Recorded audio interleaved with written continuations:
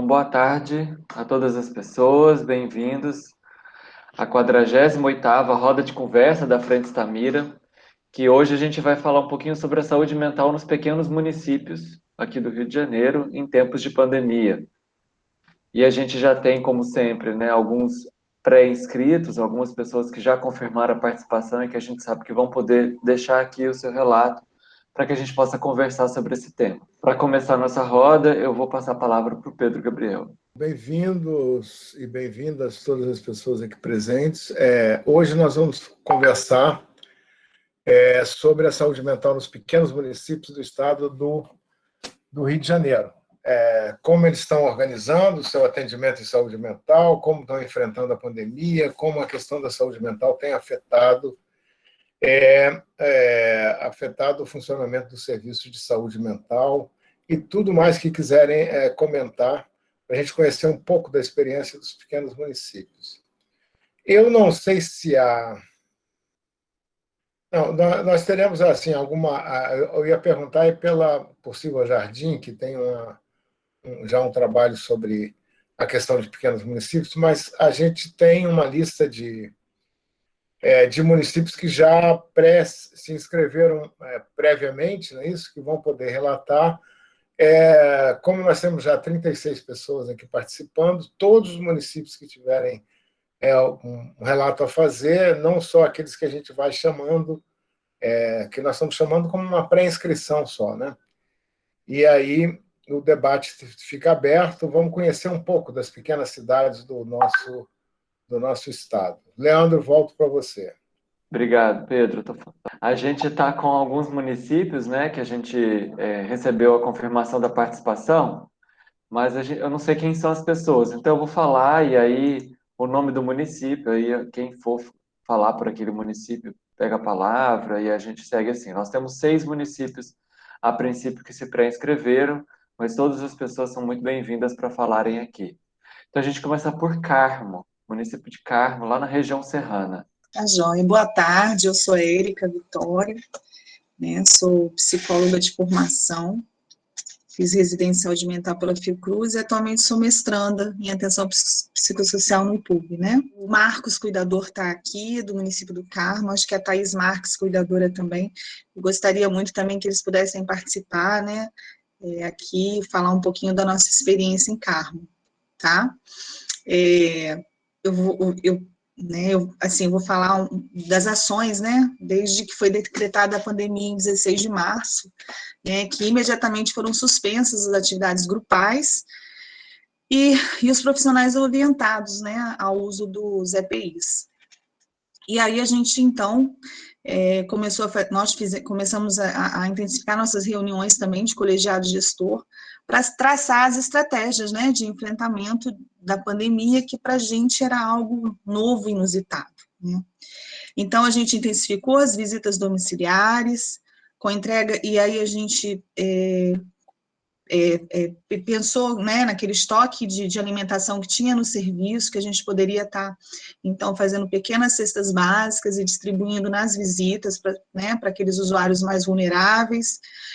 Pensamos também, fizemos também kits de higiene, né, sabonete, álcool em gel, Presto Barba, desodorante, e kits de artesanato. Já que a gente teve que suspender as atividades coletivas, a gente, então, montou aqueles pequenos kits com artigos que os usuários já faziam no CAPS, e era uma forma, né, de se aproximar dos usuários e poder acompanhá-los no território. E a medicação também, né, a gente começou a levar a medicação até o domicílio do usuário. Eu acho que muitos municípios também devem ter, né, pensado nessas estratégias. Em 17 de março, a gente criou o protocolo de ações de prevenção de Covid nas residências terapêuticas, né, e a gente fez uma capacitação e orientação em relação ao uso dos EPIs pelos cuidadores, as medidas de proteção, de higiene. Houve também uma parceria, né, da equipe do CAPES e do Serviço de Atenção à Infância e Juventude, em relação à produção e distribuição de máscaras. Gente, eu acabei não falando um pouco da nossa RAPS, né, como ela é constituída, não sei se cabe aqui, porque a gente já participou de algumas rodas aqui na frente, né? E eu acabei falando já das ações. Não sei se cabe, né, Pedro, falar da Então, RAP. Ah, eu acho que cabe. Assim, eu só estou preocupado que a gente tem, para a gente poder ser tempo. conciso, né, também. Então, Então, o Carmo, rapidinho, Carmo participou, Carmo participa, né, de um processo de resins que iniciou em 2001, e desde 2001 que a gente vem criando dispositivos da rede, da RAPS, né, hoje a gente tem um CAPS 2, a gente tem um serviço de atenção à infância e juventude, a gente tem 4 leitos de saúde mental no Hospital Geral, a gente tem o Centro de Convivência Paula Cerqueira, 17 serviços residenciais terapêuticos e uma associação de usuários, né, familiares e amigos do Serviço de Saúde Mental do Carmo, que é a Alfasangue. Então, é uma rede bem complexa para um município de pequeno porte, né, a gente tem bastante dispositivo aí, dispositivos diversificados. Então, quando a gente pensa em ações, a gente pensa, esqueci, e 100% de cobertura da estratégia de saúde da família. E a gente, então, pensa em ações em todos esses né, setores, inclusive de uma forma articulada, né, intrasetorial. E aí, continuando com as ações, e aí a gente também parou assim, meu Deus, a gente estimula tanto o usuário, principalmente de residência terapêutica, a circular pela cidade, a gente tem, né, um pouco, o Carmo, né, o usuário de saúde mental, ele é muito ativo na cidade, e aí agora a gente tranca, manda, né, proíbe, não pode, né, circular pela cidade, está proibido, como que a gente, que propor? Aí a gente propôs desafio dos vídeos, né? Cada um poderia fazer um vídeo caseiro de alguma atividade que estivesse fazendo em casa, poderia ser uma música, dança. E aí esses vídeos foram postados na rede social e os vídeos mais curtidos foram premiados. E aí teve até premiação de pessoas do exterior, assim, resolveram premiar esses vídeos. Isso deu uma motivação, né, um estímulo tanto para o cuidador quanto para o morador de residência. A gente também teve uma parceria com a ETS com a ETS, né, Escola Técnica Isabel dos Santos, e aí a gente criou um canal de comunicação com relato audiovisual dos cuidadores, sobre como lidar com o isolamento social nos serviços residenciais terapêuticos. Então, esses relatos poderiam ser em forma de história, de quadrinhos, ou podcast, né? Outra estratégia que a gente criou, né, e a gente ficava muito preocupado, como seria, assim, quando começasse a contaminação dos cuidadores, como é que a gente ia lidar com isso na casa, já que o morador de residências tem dificuldade em relação ao isolamento, e a gente criou a casa de campanha. A gente pegou uma RT nossa, que era uma RT já com poucos moradores, foi a primeira RT que veio para a cidade, que era uma RT de pacientes com uma dependência física muito grande, então era uma RT que parecia muito com uma enfermaria, entendeu? E aquilo nos incomodava muito. Então a gente pegou essas pessoas, a gente colocou em outras RTs e a gente criou nessa casa, a casa de campanha que a gente fala, né? Então, pacientes com suspeita de Covid, ou pacientes que precisaram ser hospitalizados e teriam que retornar, eles faziam uma quarentena, né? Passavam 15 dias nessa casa, até que a gente pudesse ter total segurança de levá-los de volta ao lar deles. Então, assim, a gente não teve, né, em Carmo, nenhum óbito, né, de morador de residência por Covid, e eu acho que isso assim, um pouco relacionado a essas nossas ações, né, claro. Inclusive, a gente conseguiu fazer adesins, né, porque no Ministério da Saúde tem orientação, né, que nesse momento é complicado tirar do hospital, e a gente quis esse desafio. A gente tinha uma paciente que era de Vargem Alegre ainda para tirar, ela estava numa casa de repouso em Petrópolis, e a gente pensou assim, poxa, a gente tem muito mais segurança de trazê-la para cá, deixar na casa de campanha 15 dias, do que ela ficar lá numa instituição com várias outras pessoas, e a gente trouxe essa paciente, sim, né? A gente não deixou de fazer bezinhos por conta da pandemia. E deu certo. Então, acho que é uma forma, né, que a gente tem de de enfrentar, né, essa pandemia que a gente não sabe, né, quando vai acabar. O SAGE, que é o Serviço da Infância e Juventude, também abriu vários canais de comunicação, Facebook, Instagram, né, para comunicação com a população em geral, para orientação, para cuidado.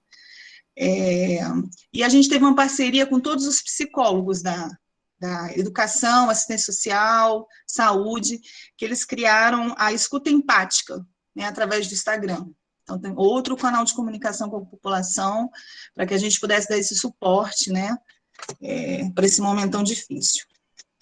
A equipe da atenção primária, né, formada pela enfermeira, psicóloga e a assistente social, também criaram o podcast, né? Isso foi uma demanda que a própria comunidade trouxe. Tem uma comunidade que fica mais isolada do centro da cidade e que elas entenderam que a forma mais fácil de comunicação com elas era através de podcast. Então, também foi um instrumento utilizado e que surtiu efeitos, né?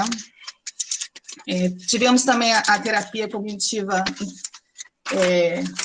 a terapia comunitária, né? E aí, em abril de 2020, a gente pensou assim, meu Deus, como que a gente vai fazer com o centro de convivência? Já que foi proibido qualquer atividade coletiva. E aí a gente então, em junho, a gente iniciou o calendário dos eventos virtuais. A gente fez o primeiro arraiá virtual, e aí teve uma adesão muito grande. A gente aderiu ao centro de convivência virtual, então a gente hoje tem várias atividades online. A gente conseguiu, então, e aí tinha muita dificuldade com o celular, né? Como é que a gente usa o celular do cuidador? E aí a gente começou a discutir isso com as residências, então eles aceitaram, e aí cada um comprou seu notebook. Então hoje cada residência tem um notebook para poder participar das oficinas, das reuniões, né? E assim, eu só tenho um resultado rapidinho aqui, né? No total de 106 moradores, 10 foram infectados, 7 assintomáticos, 3 sintomáticos, 2 hospitalizados, 1 em UTI, mas nenhum óbito, tá? A gente não teve nenhum óbito de usuário do CAPS, do SAGE, nem do Centro de Convivência. O podcast atingiu um grande número de pessoas no nosso território, e a gente não tem como contabilizar, tá?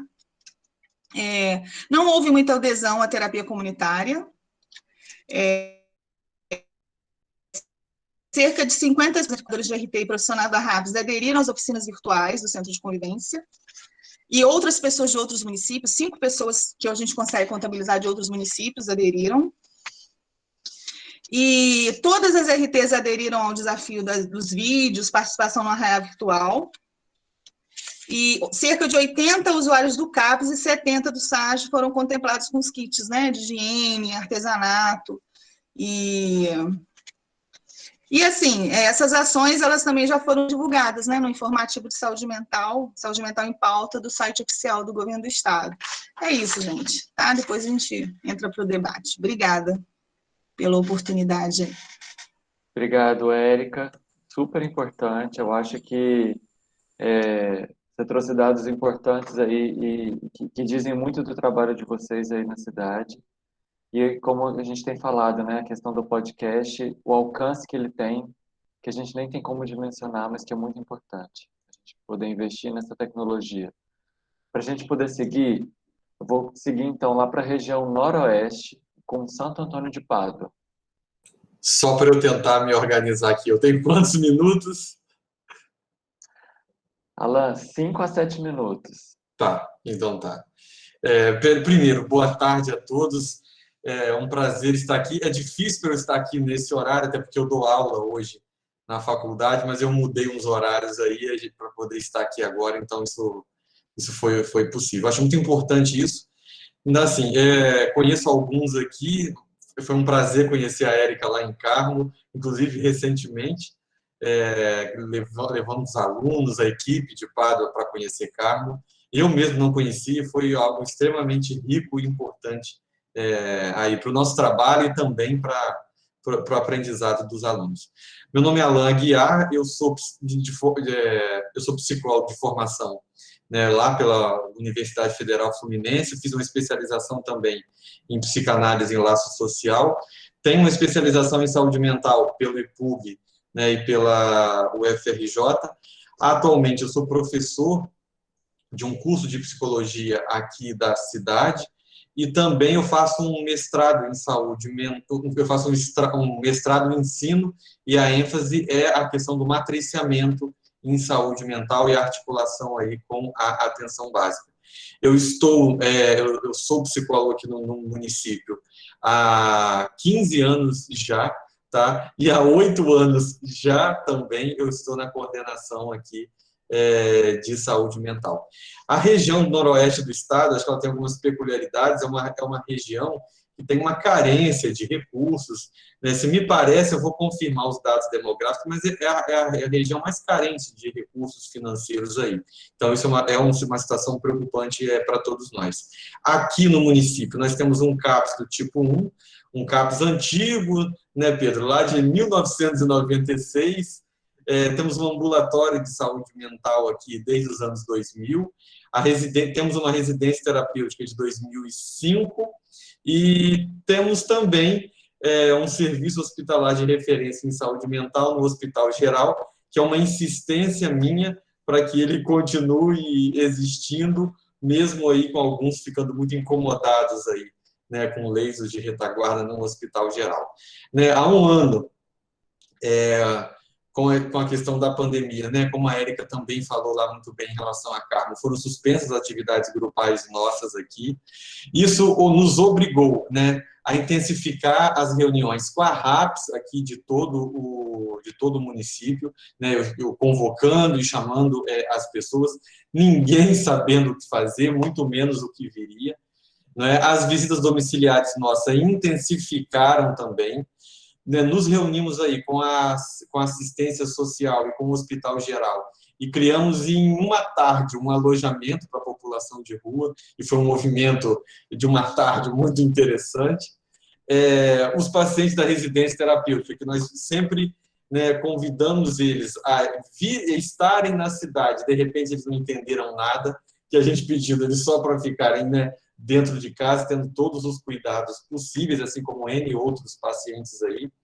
Desde 27 de fevereiro desde 27 de março do ano passado, nós começamos aí com atendimentos online, né, tanto individual como em grupos também, pelo Google e também pelo WhatsApp, o que foi um desafio para vários profissionais naquele momento, que hoje eles tiram de letra. Uma dificuldade também de conexão aí com os pacientes e de acessibilidade. A grande parte dos pacientes do CAPS não tem, né, não sabe usar, né, smartphone, não tem, muito menos internet. Então, isso fez com que brigássemos aí, né, para veículo e para atendimento domiciliar aí.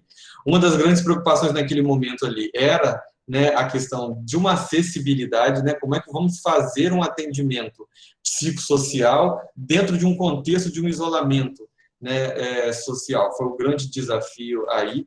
O CAPS, a atenção básica no município até chegou a ficar alguns meses parado, e tudo se concentrando num hospital de campanha, já que o Hospital Geral virou um hospital só para poder atender casos de Covid aqui no município.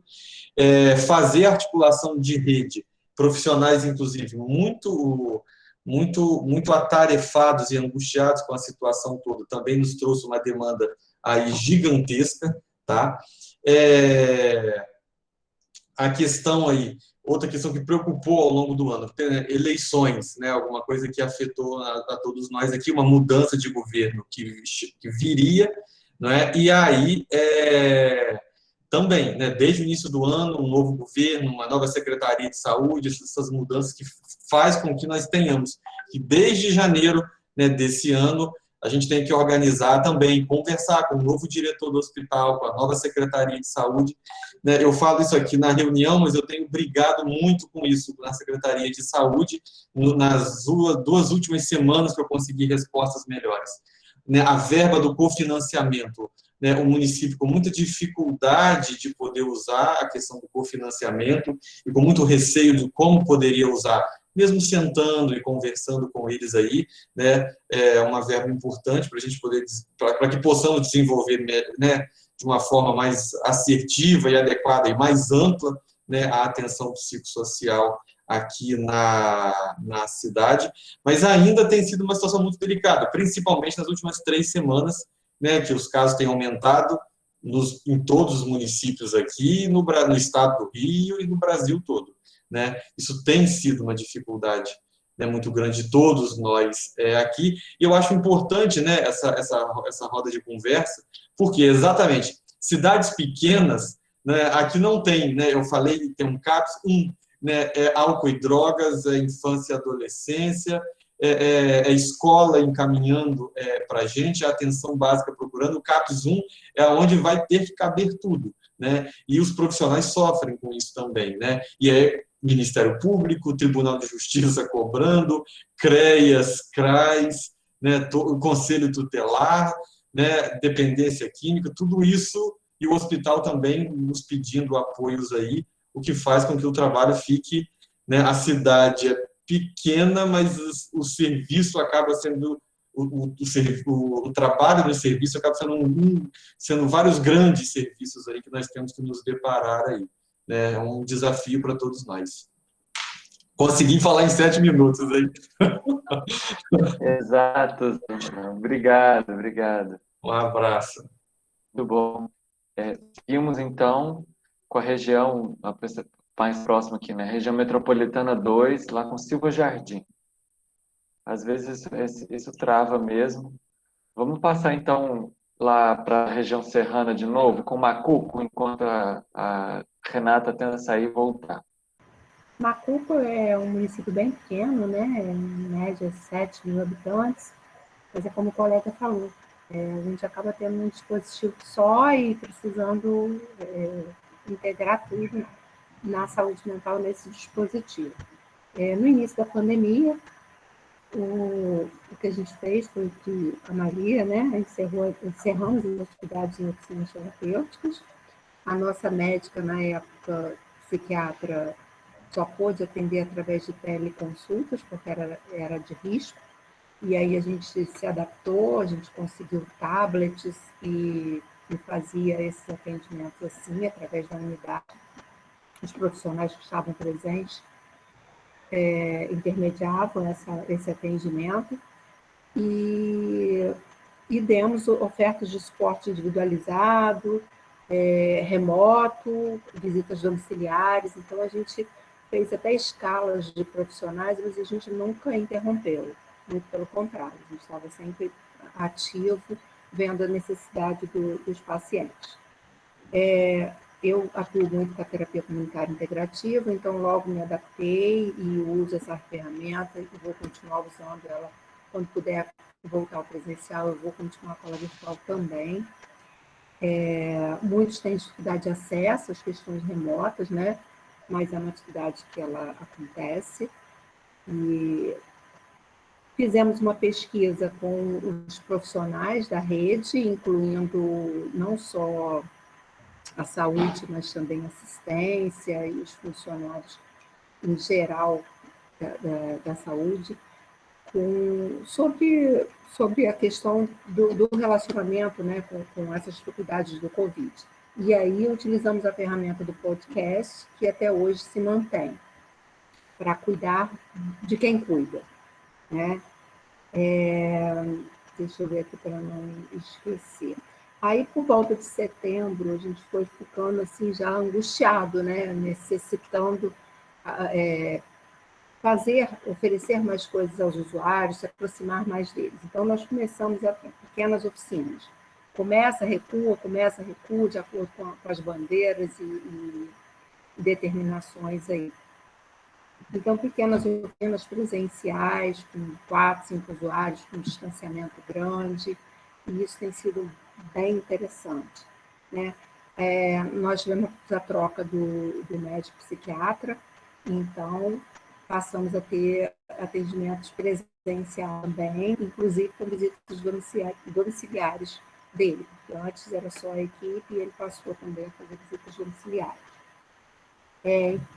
As reuniões de rede, os noticiamentos, eles se mantêm de forma remota e também presencial. Atualmente, a gente fez com os agentes comunitários, mas a gente fez por grupos, por pequenos grupos, por unidades de saúde, para não haver aglomeração. A gente também não ficou paralisado, a gente ampliou serviço. A gente há muito tempo precisava de psicólogo infanto-juvenil e a verba do cofinanciamento nos proporcionou isso. A gente arrumou um jeito de trazer um psicólogo para atuar. E aí as crianças também que não estavam tendo o suporte da saúde mental específico, elas estão sendo atendidas.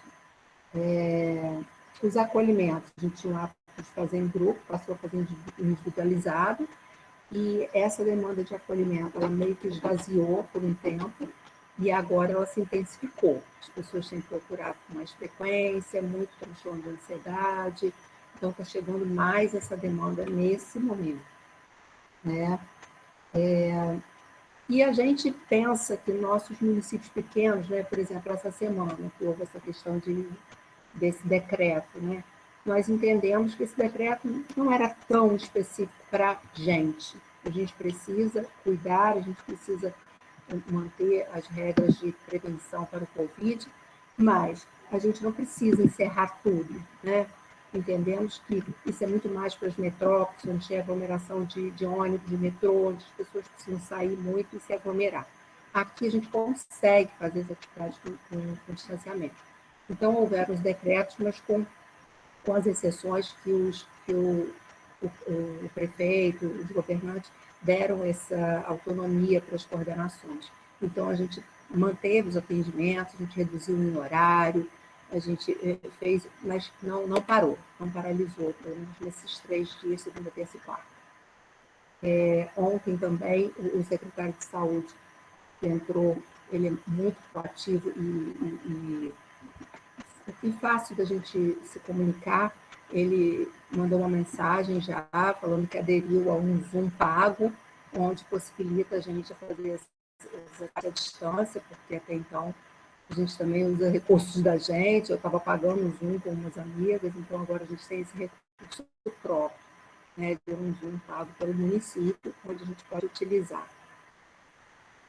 Basicamente, hospital geral a gente não tem no local, mas tem perto, a 15 quilômetros de distância, conveniado.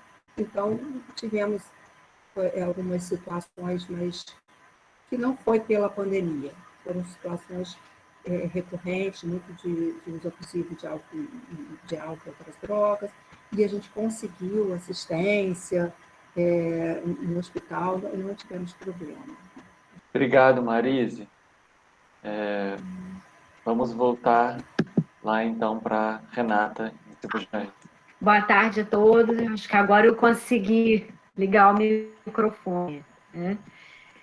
Quero agradecer primeiro, sempre que o Pedro convida para participar da roda, sempre com muita felicidade, né, que eu participo. Essa oportunidade de trocar com vocês, de escutar vocês, é tão gratificante, é tão enriquecedor para a gente. Lamento poder participar outras vezes. Mas, enfim, para quem não conheço aqui da roda, né, me chamo Renata, sou psicóloga, estou na coordenação da saúde mental do município de Silva Jardim já há 7 anos, e meu município tem 21 mil habitantes. E eu me identifiquei muito, assim, eu percebi muitas semelhanças com a fala do Alain. Eu não peguei o nome do município dele, mas quando o Alain começou a falar, né, da rede de atenção psicossocial do município, é muito parecida com a rede de saúde mental do município de Silva Jardim. E como é importante os pequenos municípios estarem se falando, né? Eu sinto muita falta disso, né? De nós, os pequenos, nós temos especificidades únicas, que são completamente diferentes dos municípios acima de 50 mil habitantes, 60 mil habitantes. Embora seja considerado pequeno município, eu já acho assim, que já é diferente, né? Então, assim, eu sou da Metropolitana 2, né, aqui do Rio de Janeiro. No município de Silva Jardim, hoje, nós temos 2 residências terapêuticas habilitadas, o CAPS tipo 1, né? É aquele CAPS que somos tudo, com muita dificuldade, precisamos acolher tudo, precisamos acolher AD, infanto-juvenil, né, a crise, e como fazer isso com uma equipe reduzida, com um município pequeno. Temos 2 leitos cadastrados numa clínica aqui do município, 2 leitos habilitados. Temos o nosso ambulatório ampliado, recebemos recurso dele, né, depois da portaria de 2017, a gente conseguiu cadastrar aquela equipe multiprofissional. Então, nós temos a equipe multiprofissional habilitada, já recebendo recurso para os ambulatórios. E temos também no território de Silva Jardim uma unidade de acolhimento regional. Então, eu posso dizer com grande alegria que, embora sejamos um município considerado de pequeno porte, nós temos uma rede de atenção psicossocial completa, né, que consegue acolher e atender bem. E aí volta aquela pergunta que eu fiz, assim, CAPS tipo 1. Como acolher a todos no CAPS tipo 1?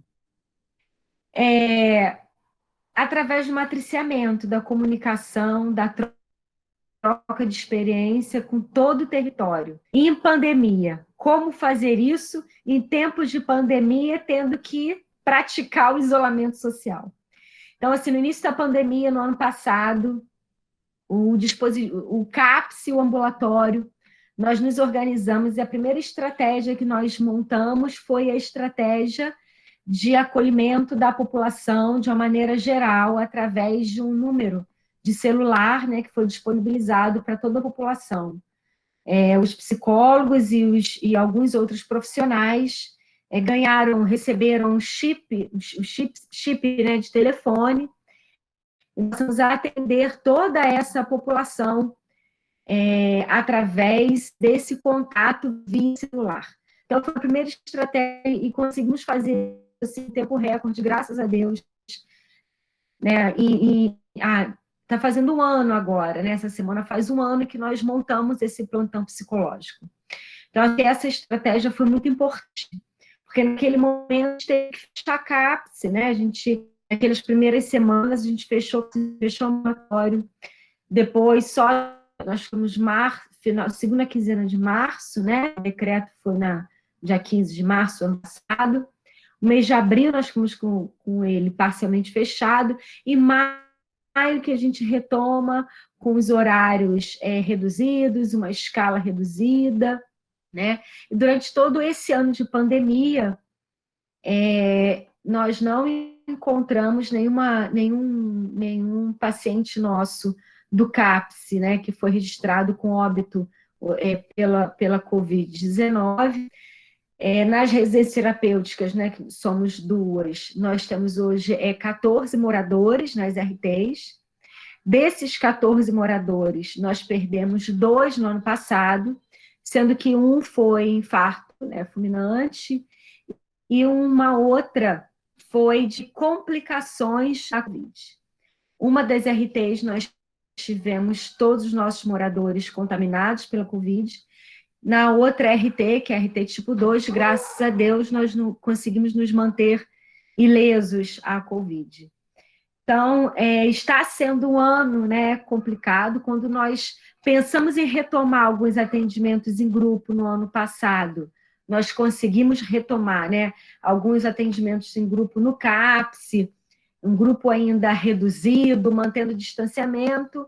A gente agora, na última semana, né, de uma semana para cá, o município aderiu ao decreto e nós temos que reduzir tudo novamente, né? E continuamos mantendo firme a comunicação em parceria, principalmente com a atenção básica. No município de Silva Jardim, a atenção básica é muito forte aqui, é muito presente. Temos aí cerca de 95% de cobertura da atenção básica. E o que nos mantém fortalecidos, trabalho junto da atenção básica e do CAPS, é esse matriciamento, essa ação muito direta, que continuamos fazendo mesmo em pandemia, principalmente em pandemia, utilizando os nossos meios virtuais, reuniões virtuais, de celular. É isso que fortalece o nosso trabalho. E pequeno município, temos aí uma das qualidades, que é o caminhar pelas ruas com facilidade, né? Conseguir caminhar pelas ruas com facilidade, caminhar no sentido de que temos facilidade no acesso a toda a rede. Atenção básica, urgência e emergência, CRAS, CREAS. Eu acho que o conhecimento pessoal, a facilidade que temos de andar pelas ruas, fortalece o trabalho no pequeno município. E apesar de estarmos vivendo em um isolamento social, o fato do município ser pequeno, eu considero assim, essa facilidade no acesso, nosso acesso, isso como um grande facilitador no nosso acesso e do nosso trabalho. Fiquei muito feliz com esse tema. Quando o Pedro me falou que esse seria o nosso tema, fiquei muito feliz. Quero aproveitar de falar com os meus colegas dos pequenos municípios, porque sei que temos muito em comum, muito a dividir. Que bom, Renata, excelente, muito obrigado. Com certeza, eu acho que a gente quer que esse espaço aqui seja esse espaço de compartilhamento, né, que você traz aí no final da sua fala. Eu queria destacar, a Sueli fez uma pergunta, né? Ela está perguntando se os profissionais, os municípios aqui presentes, são estatutários ou contratados. Né, a Marise disse que lá em Macuco tem vínculos diversos. Talvez a Renata, que ainda está com a palavra, responda. Alan e Érica depois coloquem no bate-papo.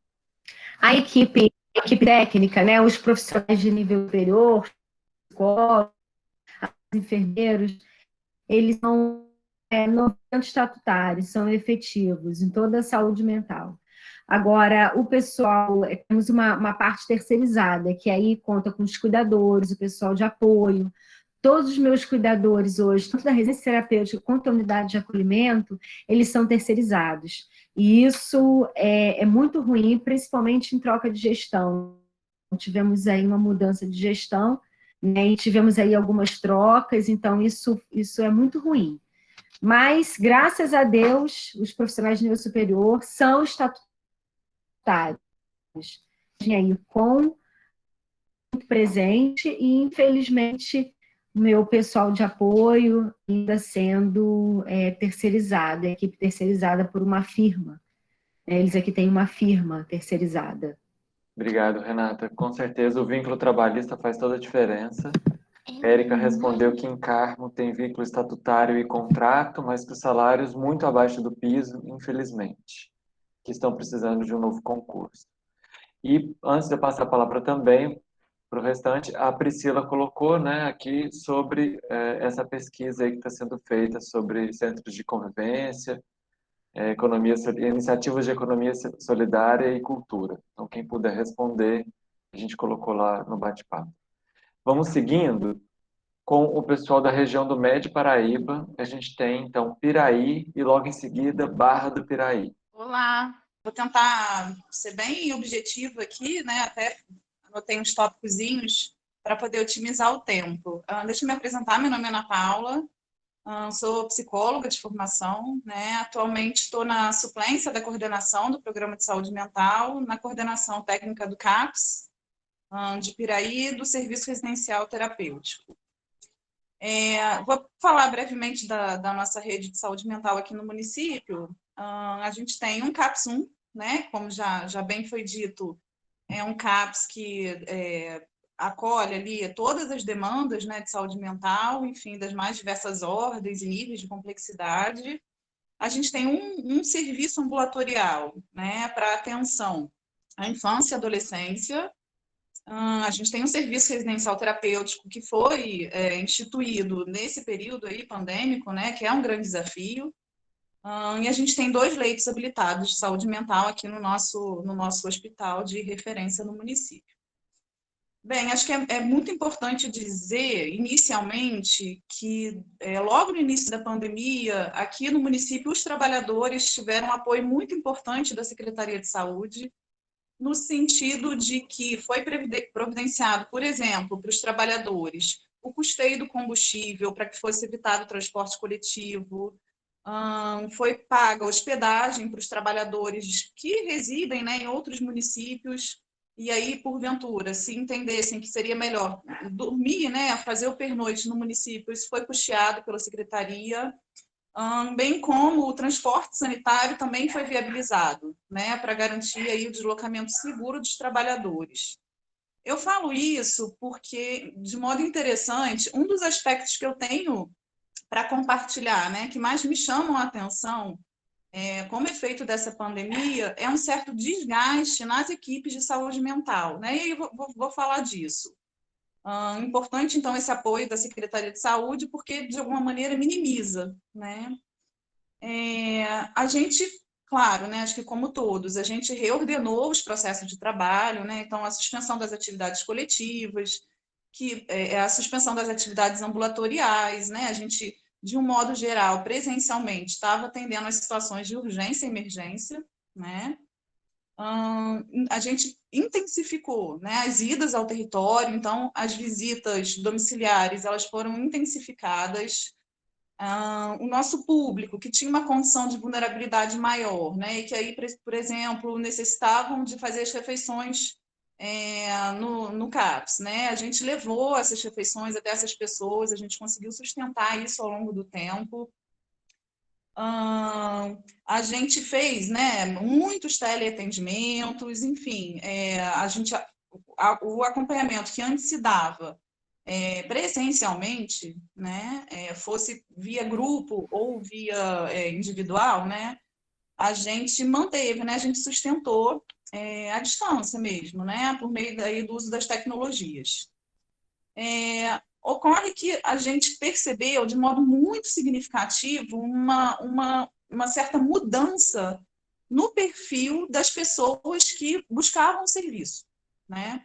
A gente percebeu que começou a haver uma demanda maior por espaços de acolhimento para queixas mais difusas, que não é, a gente entende que não é o nosso público prioritário, né?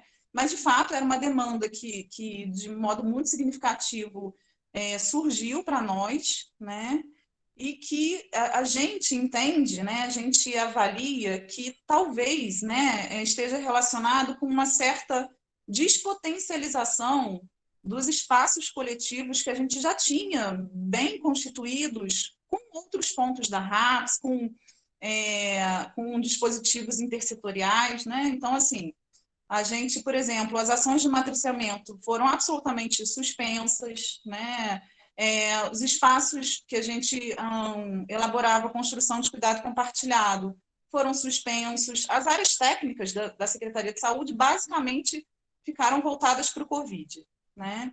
Então, a gente entendia que lá na ponta, né, como se dava, chegava um usuário ali que não tinha queixa respiratória, não tinha, enfim, né, não estava ali no âmbito do Covid, né, e aí esse fluxo ele se tornou mais automático.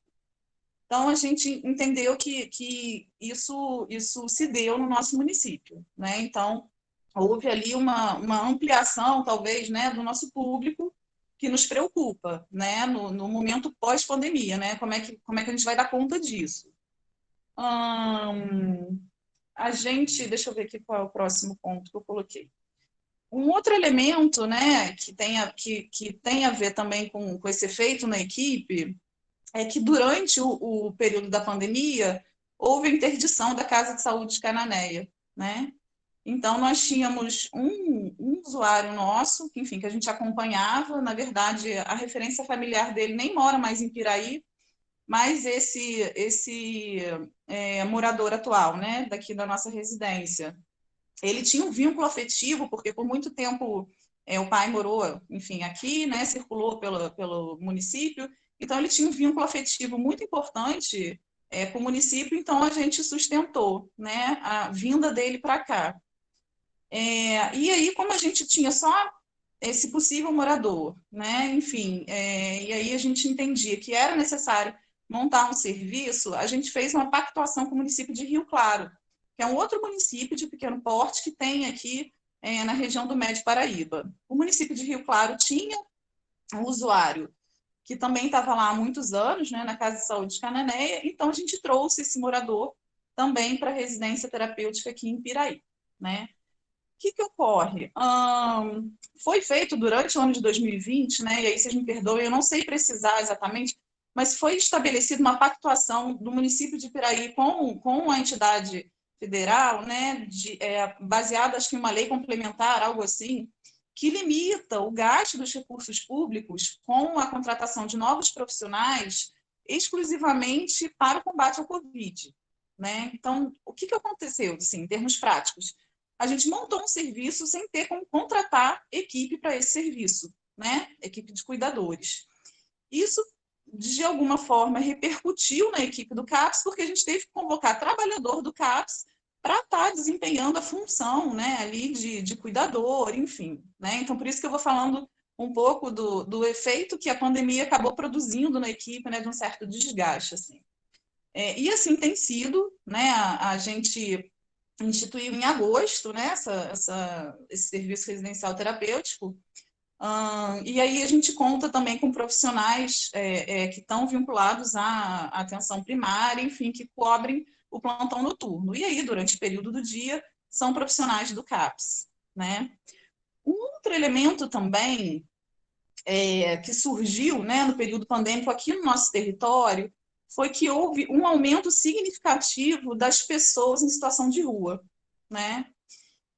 A partir dessa intensificação, né, de moradores, né, em situação de rua, a gente percebeu, né, que houve ali uma mobilização comunitária mesmo, né, no sentido de que os munícipes eles começaram a se sentir muito ameaçados, justamente pela exposição, né, que essas pessoas, ao estar em condição de rua, né, ofereciam, enfim, né. Então, houve uma convocação mesmo para o desenvolvimento de um trabalho intersetorial, né. Então, a gente instituiu uma equipe de referência ao cuidado, né, a pessoas em situação de rua, que tem representantes da saúde mental, né, trabalhadores do CAPS, e tem profissionais vinculados à assistência e à atenção primária também, né? Como desdobramento disso, a gente percebeu, né, a gente suspendeu as atividades coletivas, né? Atividades coletivas incluem cuidar das pessoas que fazem uso, né, prejudicial de álcool e outras substâncias. A gente percebeu um deslocamento desse público para os espaços que as pessoas que né, estavam em situação de rua ocupavam, né, no território urbano. Então, a gente também identificou ali uma certa convocação para um outro tipo de trabalho, né, porque percebemos que esse nosso público, ele intensificou o padrão de uso, né, de uma certa forma, foi muito ruim a suspensão, né, desses espaços no CAPS, né, enfim.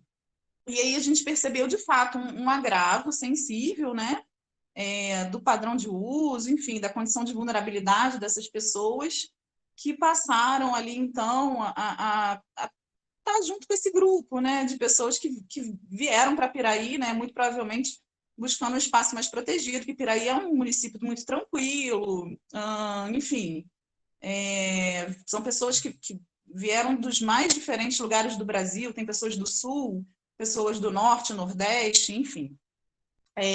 Mas, de fato, isso trouxe aí para o município uma realidade, né, que nos convoca, né, convoca essa equipe intersetorial que foi constituída a estar de modo muito marcado, né, presente junto a essas pessoas. Então, assim, a gente teve situações, que eu poderia dizer, bizarras aqui no município, de parar, por exemplo, uma van, um micro-ônibus, botar todas as pessoas dentro do ônibus, levar para a delegacia, e aí dizer que essas pessoas teriam que sair da cidade, enfim, aí essa equipe, isso foi final de semana, para vocês terem uma ideia, essa equipe fazendo contato com a Defensoria Pública, enfim, articulando aquilo que era possível, né, para tentar garantir o direito dessas pessoas de estarem, né, permanecerem na cidade. Enfim, aí a partir desse trabalho a gente tenta, né, viabilizar acesso às diversas políticas possíveis, enfim, né? Eu acho que era isso. Acho que foram esses os pontos que eu destaquei. Mas aí, então, resumidamente, o que ocorre, né, é que a gente percebe que a equipe, né, por meio de todas essas diferentes convocações, né, a equipe ela tem sentido, né, um certo cansaço e uma certa preocupação mesmo de como sustentar isso, né, ao longo do tempo, porque a gente não tem uma previsão, né, de quando será que esse cenário vai se modificar, né, de que forma que a gente vai conseguir garantir aí a sustentação desse cuidado, né, da forma como ele precisa ser feito nesse contexto tão adverso, né? Enfim, era isso que eu queria compartilhar com vocês hoje. Muito obrigado, Ana Paula. Muito bom, muito bom. Direto então para Barra do Piraí. Barra do Piraí com a palavra. Depois de Barra do Piraí, a gente queria convidar Magé, que também está aqui presente. Tainá vai falar? Lá no município, a nossa rede ela conta com o CAPS-AD, o CAPSI, um CAPS-2, um ambulatório de saúde mental e 2 RTs.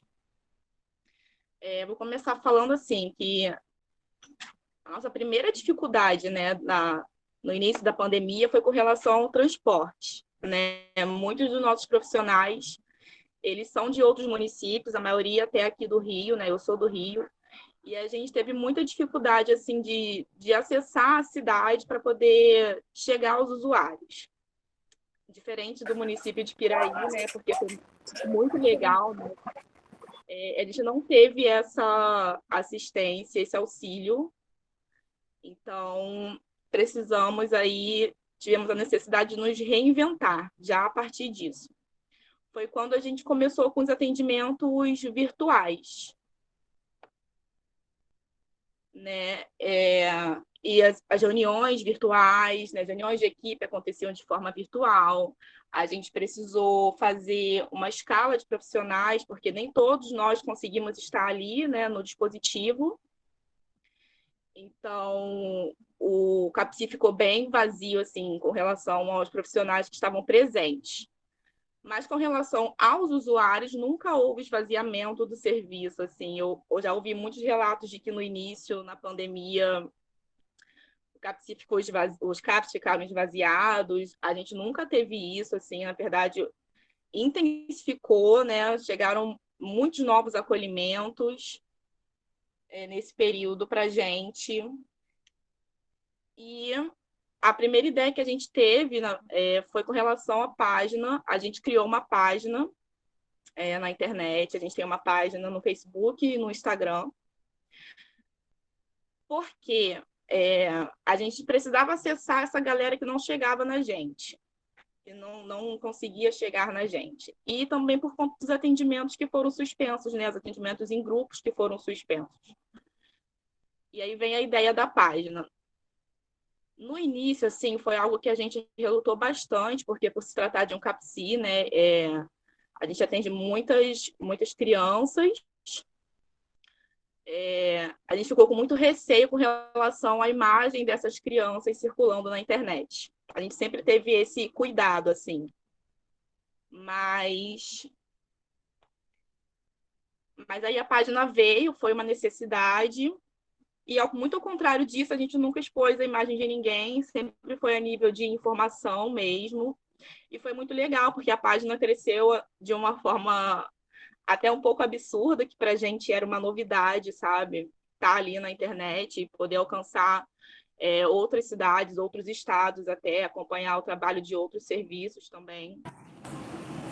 E aí começou os atendimentos virtuais. Não dá para parar, o CAPS não para nunca. As oficinas precisavam continuar de alguma forma.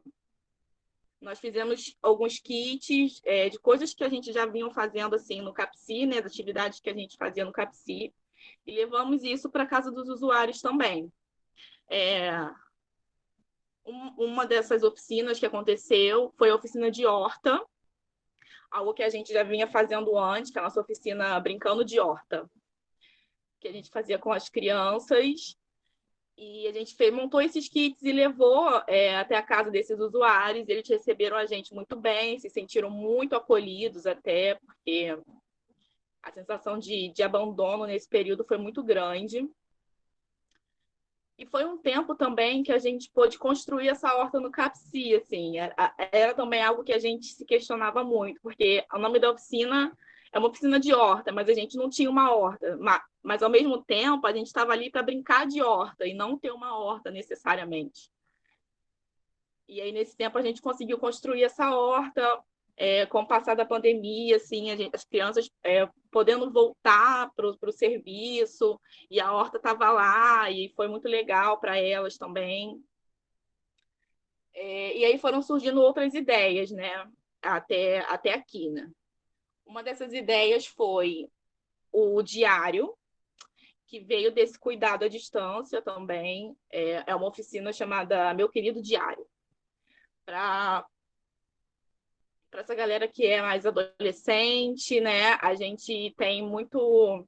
A gente que eu falo, nós que somos mais velhos, né?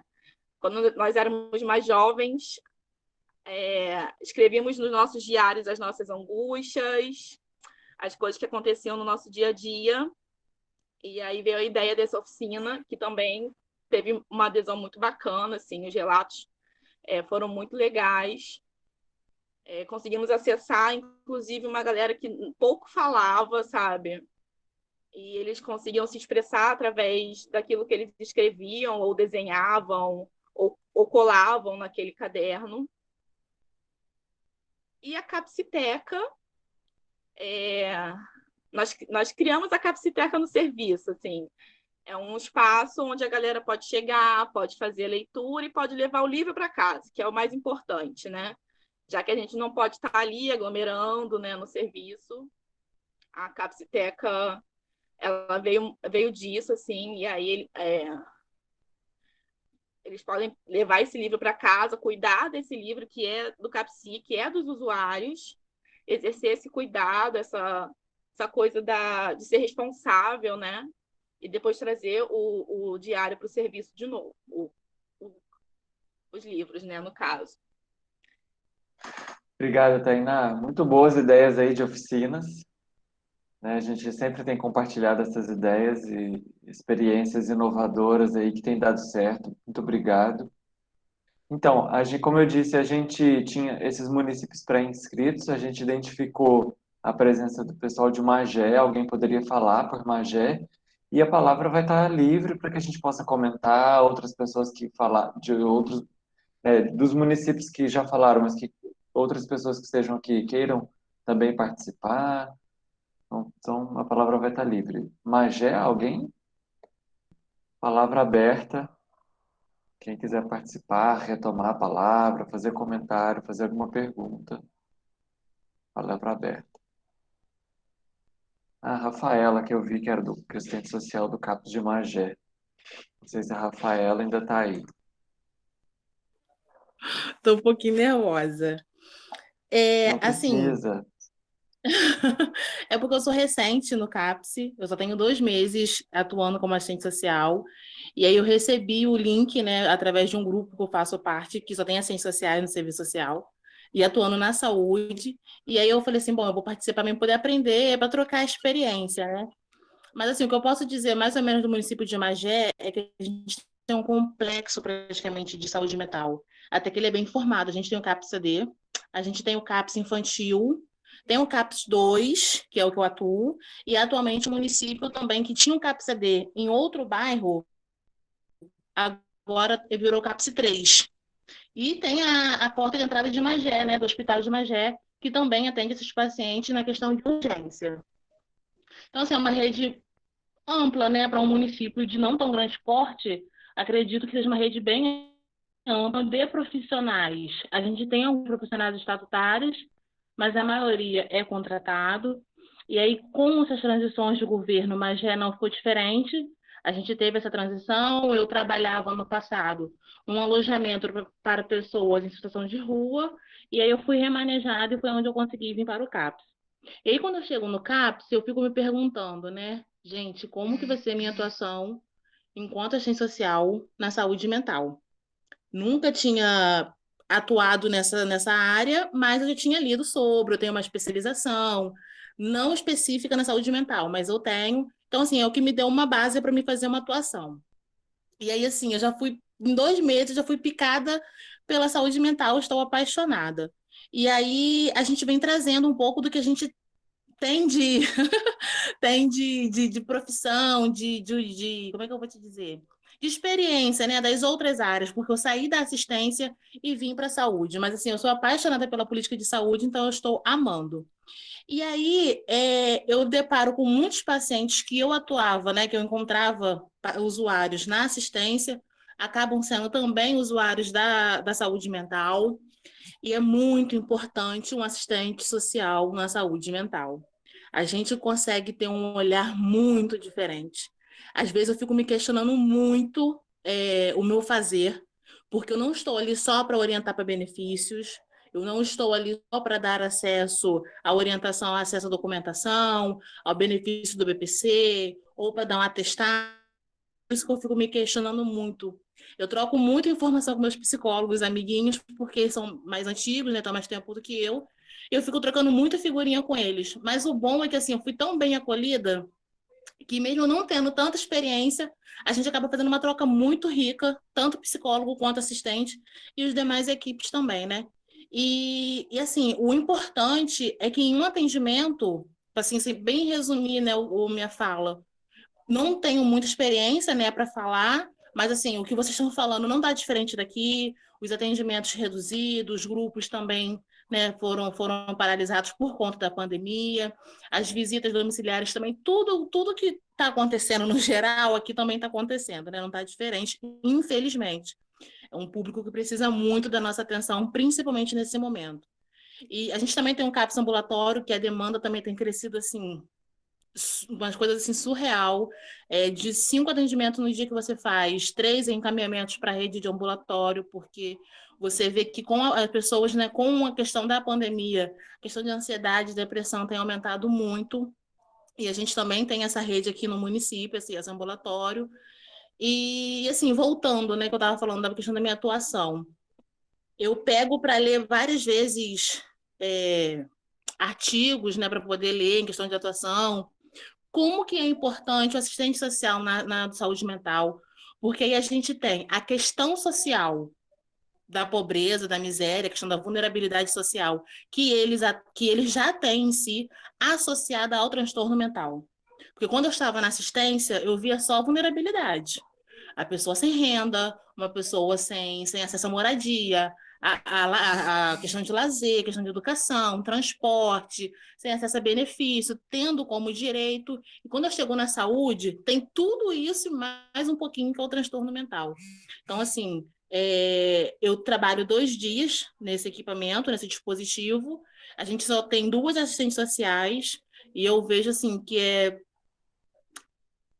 para mim, passa uma impressão de que o assistente social, muitas das vezes, não é muito visto. É como se não tivesse necessidade. Qualquer outra pessoa faz, o que o assistente social faz, só que não, né? Num atendimento, a pessoa vem, fala, eles estão ali para poder, né, falar com a gente já consegue ver lá na frente ou lá atrás o que aconteceu.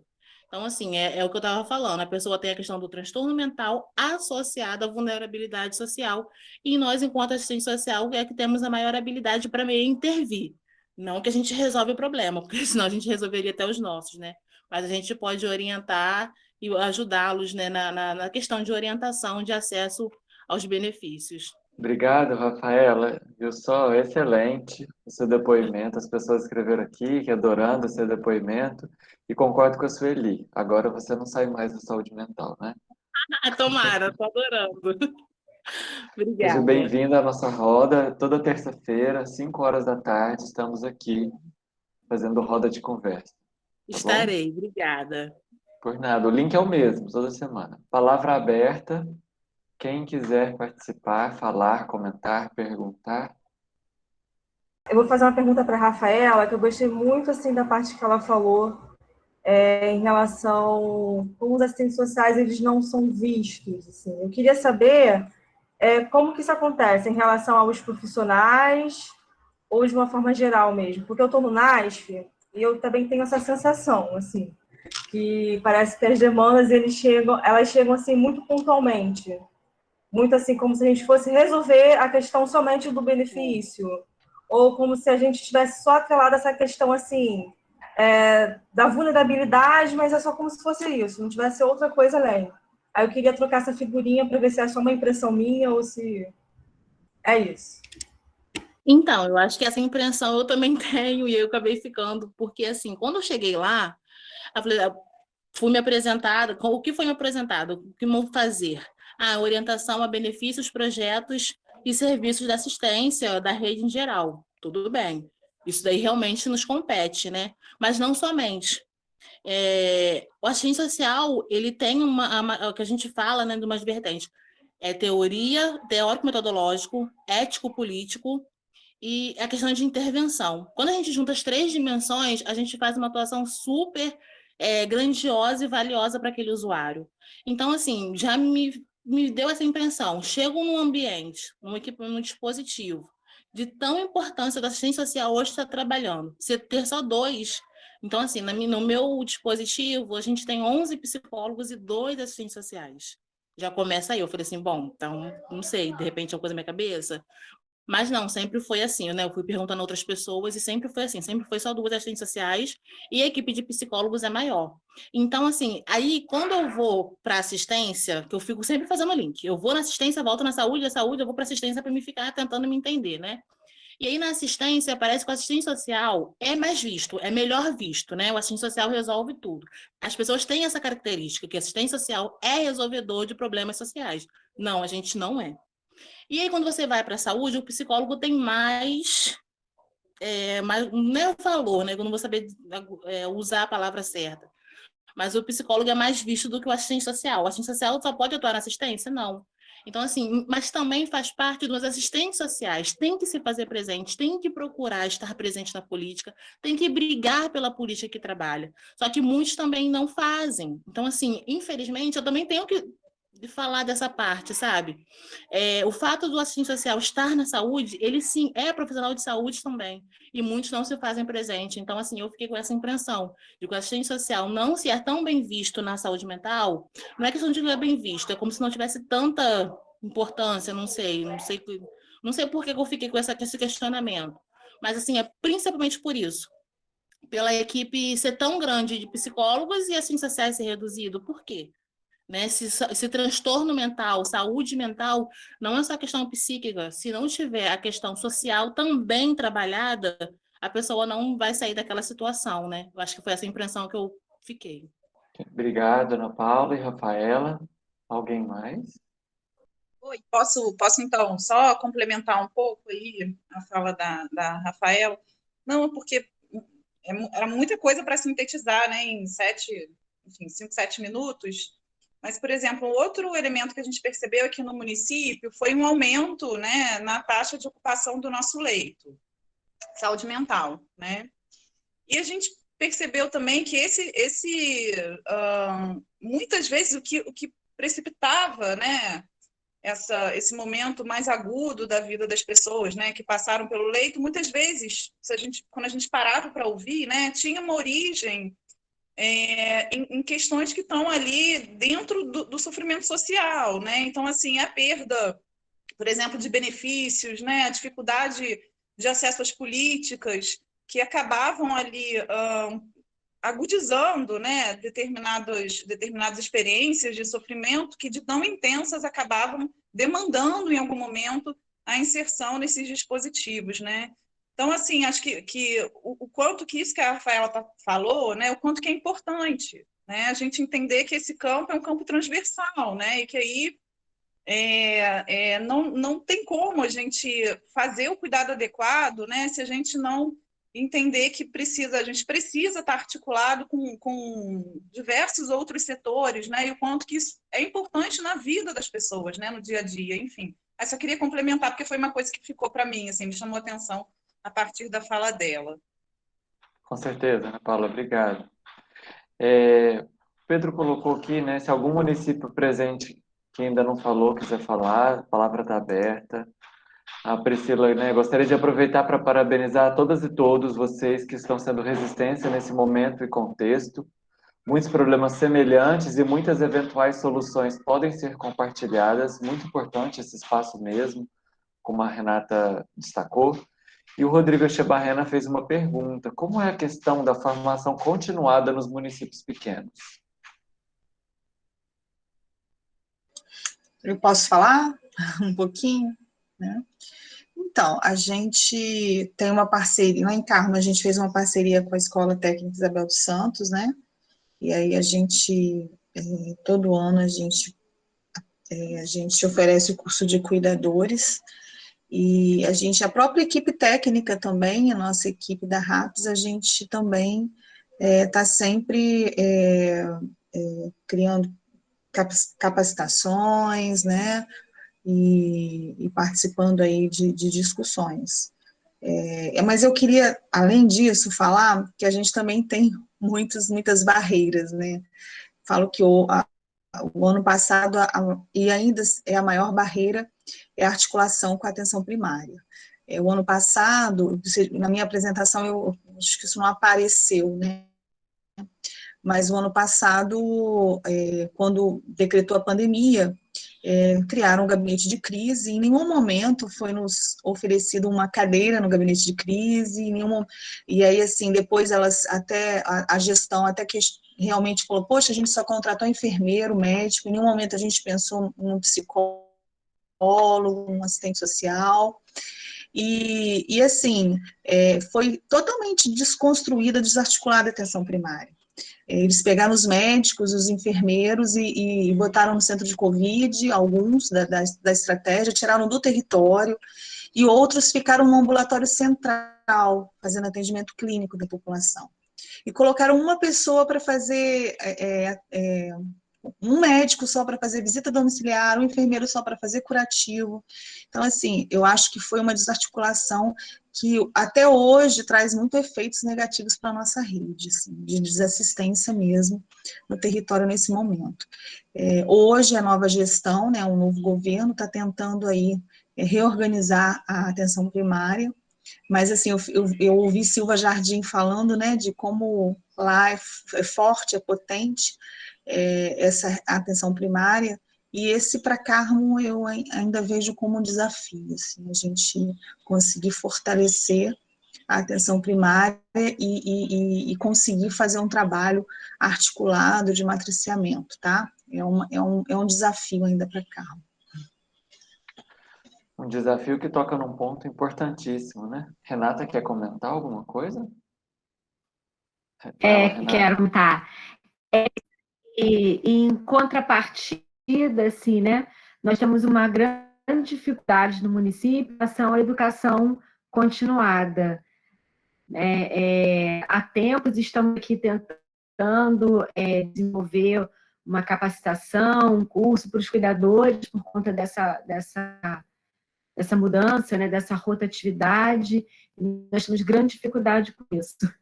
Essa articulação da atenção básica positiva, temos uma cadeira quando foi montado o gabinete de crise. Em contrapartida, a gente tem essa dificuldade na educação permanente. Como é importante ouvir isso, né? Você falou que fez uma parceria com a Escola de Enfermagem Isabel dos Santos. Nós aqui tínhamos uma parceria com eles, mas se perdeu. Depois eu quero seu contato para a gente ver se a gente consegue resgatar essa parceria. Isso aí, fazendo contatos aí. E eu queria pontuar também, assim, que não foi por falta de procurar, assim, a gestão na época para a gente tentar também fazer parte desse gabinete de crise, né? Mas, assim, parecia que a gente estava meio que intruso, entendeu? Meio que parecia uma provocação, mas que de uma intrusão. O que você está querendo saber aqui? Então, assim, engraçado, assim, Carmo, né? Referência à saúde mental, e a gente não tinha uma comunicação, assim, uma comunicação muito truncada naquele momento.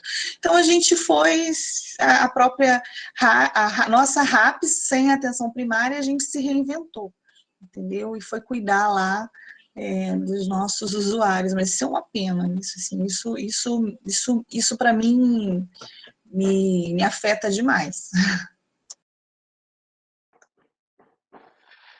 Então, são 6h27, a gente está caminhando para o final da nossa roda, a gente já tem ali a Juliana Temponi, que é lá da Baixada Litorânea, né, que está agora também trabalhando num CAPSI, que vai poder falar para a gente. E antes de passar a palavra para a Juliana, só queria destacar e agradecer a presença aí dos alunos do Alan e da Ana Paula, que vieram participar hoje com a gente, se manifestaram aqui no bate-papo. Sempre muito bom também ter os alunos aqui junto. Obrigado pela presença de vocês. Juliana. Boa noite. Antes de tudo, eu quero dizer que essa roda é uma roda muito especial. Assim, eu vi coisas muito bacanas do trabalho e é isso. É parabenizar também a todo mundo. Assim, a gente é uma resistência aqui na saúde mental. Eu costumo dizer que a saúde mental é a periferia da saúde, né? É o lugar que muitas vezes é deixado de lado, é onde a verba chega por último. Então, a nossa resistência é muito grande, é muito bonito ver, né? Eu trabalho no município de Arraial do Cabo e no município de Araruama agora, né? Arraial do Cabo, até ano passado, a gente tinha um outro governo, né? Agora com a eleição, o governo mudou. Só tínhamos o CAPES até então, CAPES 1, né? E aí na pandemia, o CAPES, por um momento, chegou a fechar, depois a gente começou a fazer uma escala, né?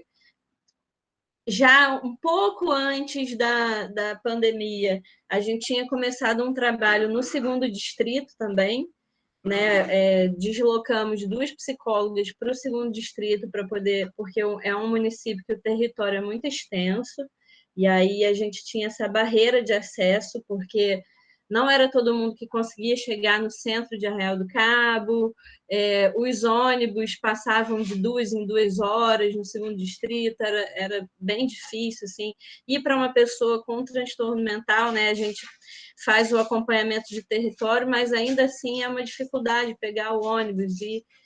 Então, a gente disponibilizou, a gente tinha disponível 2 psicólogas para o 2º distrito.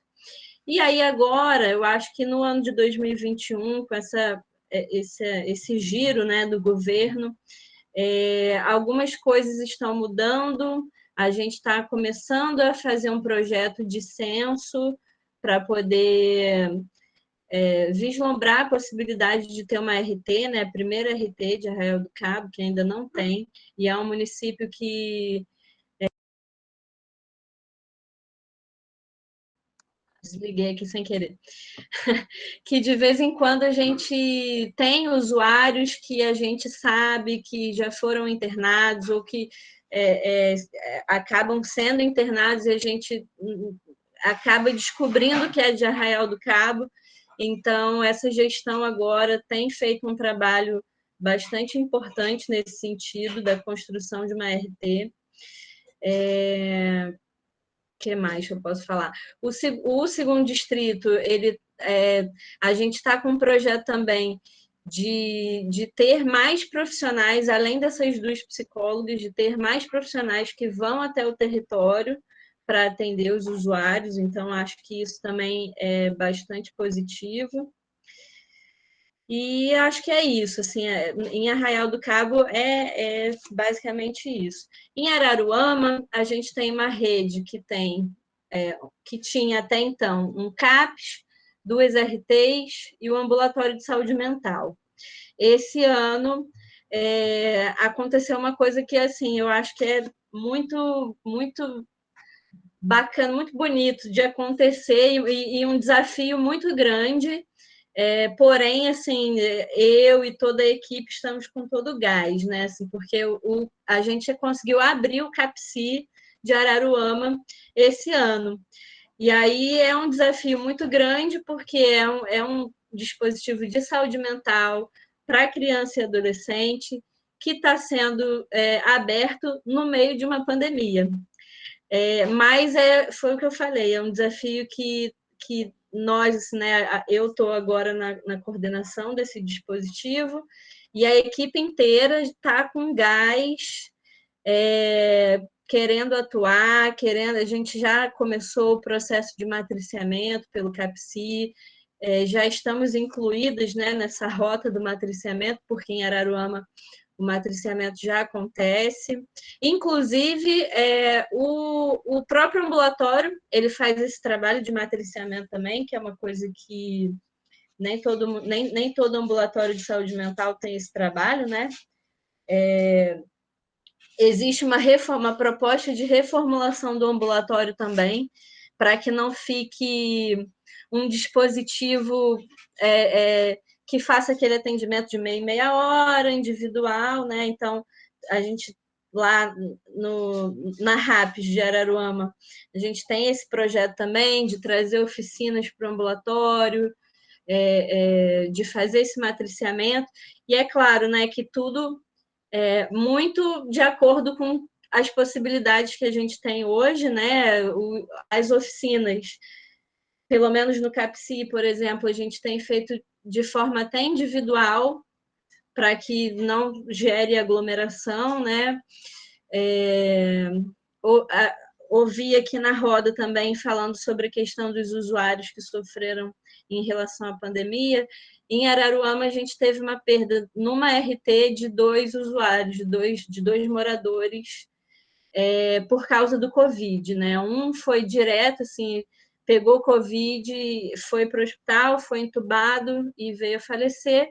O outro ficou quase 80 dias internado, e aí, por causa de complicações, ele, infelizmente, veio a falecer. Mas em Araruama a gente está fazendo esse trabalho assim, intenso, né? Inaugurar um dispositivo na pandemia foi e não só na pandemia, acho que na atual conjuntura política brasileira, abrir um dispositivo em qualquer lugar de saúde mental é uma grande vitória.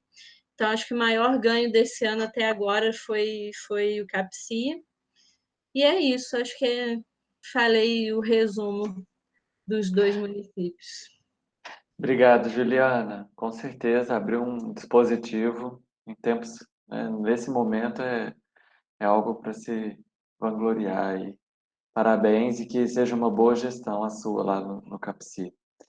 A Ana Paula colocou aqui, respondendo aquela pergunta que foi feita lá atrás pela Sueli, de que o vínculo dos profissionais em Piraí é estatutário, e com relação à educação permanente, respondendo ao Rodrigo, disse que tem uma pactuação com a UF de Volta Redonda, mais especificamente com a Flávia Freire, professora do curso de Psicologia, desenvolvendo por meio dela diversas oficinas, tanto com as equipes de saúde mental quanto de outros pontos da RAPS. Estamos chegando ao final da nossa roda, muito boa, tivemos quase 80 pessoas participando hoje, o que é super importante nesse tempo e horário. Vou passar então a palavra para o Pedro Gabriel fazer a fala final. Bom, eu achei que foi excelente a roda, nós tivemos um painel assim, da situação de vários municípios, né? Municípios pequenos, municípios que estão respondendo de uma maneira muito eficaz a todas as dificuldades desse período da pandemia, estão cuidando dos seus usuários, estão mantendo dispositivos de acolhimento, estão enfrentando as barreiras de acesso, né? Ao mesmo tempo, nós temos a precarização aí colocada como a precarização do trabalho, a precarização dos serviços como o grande desafio, né? Mas eu sempre acho, esse tema, a Renata Martins sabe disso, porque ela fez um trabalho sobre saúde mental nos pequenos municípios, é um tema que eu sempre considerei assim, muito importante para a reforma, né? 70% dos 5.600 municípios brasileiros, 70%, são municípios abaixo de 20 mil habitantes, são municípios de pequeno porte. Tá? Então, nós somos, isso é bom do ponto de vista de organização do nosso, digamos, tecido social, como se diz, né? Municípios de pequeno porte. Então, eu penso que a gente pode continuar. Alguém falou aqui no bate-papo se haveria outra roda sobre essa. eu fico pensando agora, primeiro, que só duas coisas. Primeiro, destacar a importância do CAPS 1. O CAPS tipo 1 é absolutamente importante, ele é sensacional, porque ele tem que dar conta do território, ele tem que dar conta de criança, adolescente, população adulta, população com problemas com o uso de substâncias, população de rua. Ele tem que articular, de fato, o território no sentido da atenção psicossocial, ele tem que cumprir aquele duplo mandato de tanto atender os usuários como também organizar a atenção psicossocial no território. Chama atenção, por exemplo, quando há dificuldade com a atenção primária, essa dificuldade ela recai primeiro sobre o CAPS, e é o CAPS que vai ter que resolver essa dificuldade. É o CAPS que vai ter que tomar a iniciativa de se articular com a atenção primária, etc. Então, de fato, o CAPS 1 é um dispositivo extremamente importante, estratégico, e ele tem que ser mesmo inventivo, porque ele tem que criar saídas, né? Veja, esse relato das várias oficinas que a gente ouviu nas oficinas de um CAPSI é muito sugestivo da necessidade dessa inventividade. Mas eu queria chamar a atenção também o seguinte: o nosso estado tem 92 municípios. Desses 92 municípios, um número muito grande de municípios que são pequenos não tem nenhum dispositivo do tipo CAPS 1. E muitos deles, na verdade, não precisariam ter esse dispositivo, porque eles podem perfeitamente funcionar articulados intermunicipalmente, né? Então, eu fico pensando que uma próxima roda de conversa sobre pequenos municípios, que a gente poderia deixar aí para frente e organizando aos poucos, a gente deveria fazer um esforço de trazer os pequenos municípios que não têm CAPS 1, que não têm CAPS, para saber de que maneira que eles estão dando conta com a atenção primária, com os recursos existentes, das demandas do campo da saúde mental. Então, eu acho que a gente poderia ir pensando em organizar, não é isso? Pedir ajuda aí das pessoas que vocês que apresentaram hoje, apresentaram muito bem, deram um panorama com um tempo curto muito bom dos municípios, mas nos ajudarem a convocar os municípios menores ainda, aqueles municípios que não têm ainda um serviço de atenção psicossocial, que são muitos municípios eu estava olhando a lista aqui de municípios do estado do Rio, depois vocês podem procurar, mas é um número muito grande de municípios que estão abaixo de 15 mil habitantes, abaixo, municípios muito, muito pequenos e que não têm ainda esses serviços. Mas achei excelente. Em tempos de pandemia, a gente tem que mostrar também o esforço de resistência que está sendo feito.